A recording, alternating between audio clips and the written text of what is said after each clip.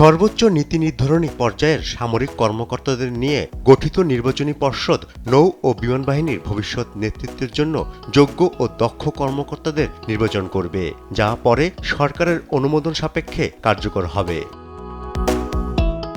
রোববার সকালে বিমান বাহিনী সদর দপ্তরে নৌ ও বিমান বাহিনী নির্বাচনী পর্ষদ 2026 আনুষ্ঠানিক উদ্বোধন করেন প্রধানমন্ত্রী তারেক রহমান। এ পর্ষদে নৌবাহিনীর ক্যাপ্টেন, কমান্ডার ও লেফটেন্যান্ট কমান্ডার এবং বিমান বাহিনীর গ্রুপ ক্যাপ্টেন, উইং কমান্ডার ও স্কোয়াড্রন লিডার পদের যোগ্য কর্মকর্তারা পদোন্নতির জন্য বিবেচিত হবেন।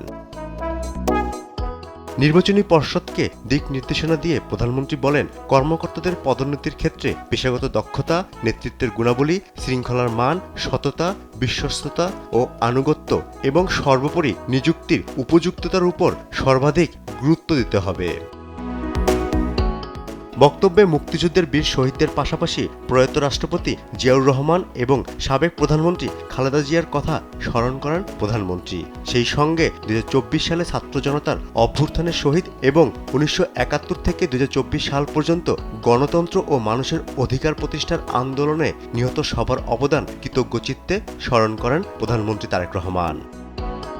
এ সময় দেশের স্বাধীনতা ও সার্বভৌমত্ব রক্ষার পাশাপাশি অভ্যন্তরীণ শান্তি শৃঙ্খলা, স্থিতিশীলতা এবং দুর্যোগ মোকাবিলায় বেসামরিক প্রশাসনকে সহায়তায় বাংলাদেশ নৌ ও বিমান বাহিনীর গুরুত্বপূর্ণ ভূমিকার প্রশংসা করেন প্রধানমন্ত্রী তারেক রহমান।